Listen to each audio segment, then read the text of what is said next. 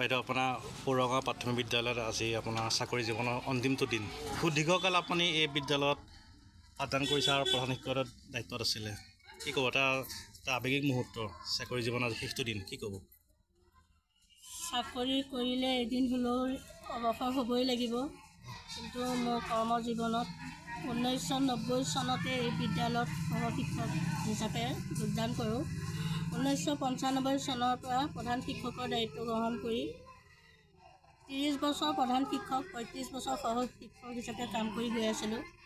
ছাত্ৰ ছাত্ৰীৰ লগত পাঠদানৰ আদান প্ৰদানৰ জৰিয়তে, গীত মাতৰ জৰিয়তে অন্যান্য দিশত আগবাঢ়ি গৈছিলোঁ। মনটো বহুত ভাল লাগি আছিল, কোনো দুখ বেদনা অনুভৱ কৰা নাছিলোঁ। মনৰ যিটো আৱেগ, যিটো অনুভূতি এতিয়া মই অনুভৱ কৰিব পাৰিছোঁ। তাতে সদায় ল'ৰা ছোৱালীখিনিৰ লগত বৰ আনন্দ মনে মই দিন কটাইছিলোঁ। কিন্তু আজি মই নিজেই ভুক্তভোগী হৈছোঁ যে মই ৰিটায়াৰ হোৱাৰ পাছত মই এই ছাত্ৰ ছাত্ৰীখিনিক মই হেৰুৱাই পেলাইছোঁ। অইনটো যি কি নহওক, ছাত্ৰ ছাত্ৰীখিনিক বহুত ভাল লাগে। সৰু সৰু ল'ৰা ছোৱালীৰ লগত যোনে শিক্ষকতা কৰিছে সেয়েহে অনুভৱ কৰিছে। সৰু সৰু ল'ৰা ছোৱালীৰ লগত শিক্ষকতা কৰি যিটো মজা, কিন্তু ডাঙৰ লগত সেইটো মজা নাই।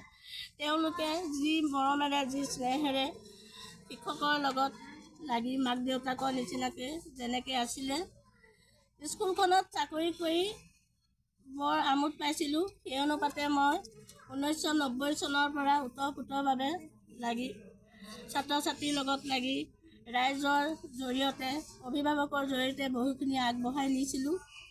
আজি অনুভৱ কৰিছোঁ, আজি সেইখিনি অন্তিম দিন। আজি সেই অনুভৱ আহিছে, আজি মোক সেই অনুপাতে মৰম কৰিছেহি। সকলো অভিভাৱক ৰাইজে আহি মৰম কৰিছে, আশীৰ্বাদ দিছে। মই বৰ চিৰকৃতজ্ঞ হৈছোঁ তেওঁলোকৰ আশীৰ্বাদ আৰু মৰম লৈ পেলাই।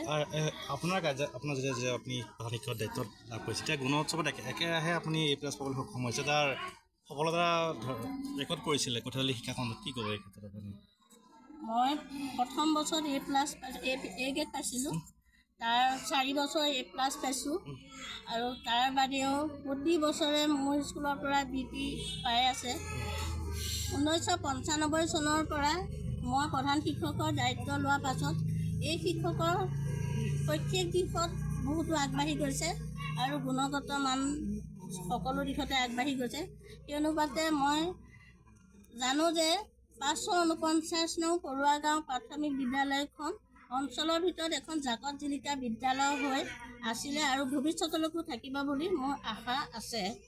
ধন্যবাদ। আমাৰ চেনেলৰ পৰা আপোনাৰ উজ্জ্বল ভৱিষ্যত কামনা কৰিলোঁ।